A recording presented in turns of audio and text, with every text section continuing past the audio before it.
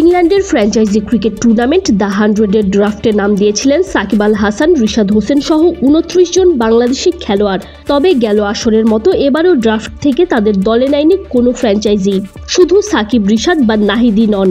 আইপিএলের পর এবার নিজ দেশের টুর্নামেন্টে উপেক্ষিত জেমস অ্যান্ডারসন। তবে গেলবার দল না পেলেও এবার দল পেয়েছেন ডেভিড ওয়ার্নার।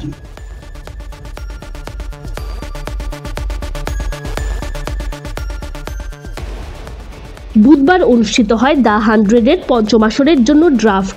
এবারের আসরে সাকিব, রিশাদ, নাহিদ ছাড়াও নাম জমা দিয়েছিলেন তাওহিদ হৃদয়, লিটন কুমার দাস, শেখ মেহেদী হাসান, তানজিম হাসান সাকিব, শরীফুল ইসলাম, তানজিদ হাসান তামিম, সৈয়দ খালেদ আহমেদ, নাসুম আহমেদ, আলিসাল ইসলাম, জাকির আলী অনিক, এনামুল হক বিজয়, ইবাদত হোসেন, জাকির হাসান, সাইফ হাসান, শামীম হোসেন, আফিফ হোসেন, মুকিদুল ইসলাম, শহীদুল ইসলাম, কামরুল ইসলাম রাব্বি, হাসান মাহমুদ, রুয়েল মিয়াদ, মেহেদী হাসান মিরাজ, সৌম্য সরকার, রনি তালুকদার এবং মোহাম্মদ সাইফুদ্দিন। তবে তাদের কাউকেই দলে নেয়ার প্রতি আগ্রহ দেখায়নি 8 ক্লাবের কেউই।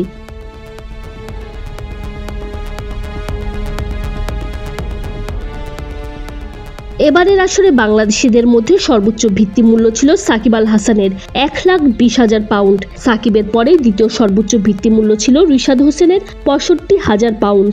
তাওহিদ হৃদয়, লিটন কুমার দাস, শেখ মেহেদী হাসানরা ছিলেন ভিত্তিমূল্য 52,000 পাউন্ডের ক্যাটাগরিতে। তরুণ সেন্সেশন নাহিদ রানার ভিত্তিমূল্য ছিল 41,500 পাউন্ড। তার সাথে একই ক্যাটাগরিতে ছিলেন তানজিম হাসান সাকিব, শরীফুল ইসলাম এবং তানজিদ হাসান তামিমও।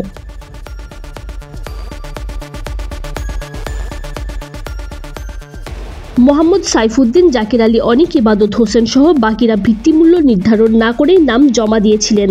তবে একসাথে এতজনের নাম দেওয়ার পরও গেলবারের মতোই বাংলাদেশিরা অবিকৃত থেকে গেছেন।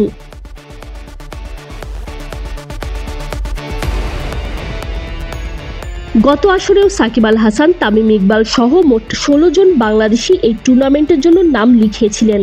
তবে কোনো দলেই তাদের সুযোগ মেলেনি। এদিকে কোনো দল সাবেক ইংলিশ পেসার জেমস অ্যান্ডারসনের প্রতিও আগ্রহ দেখায়নি। মূলত 2009 সালের পর আন্তর্জাতিক টি-20তে আর দেখা যায়নি 42 বছর বয়সী এই ক্রিকেটারকে। ঘরোয়াতেও সবশেষ 20 ওভারের ফরম্যাটে খেলেছেন 2014 সালে। তবে গেলবার দল না পেলেও এবার লন্ডন স্পিরিট ক্লাবের হয়ে খেলবেন অস্ট্রেলিয়ার David Warner. Tanjim Oishi, BD ক্রিক time.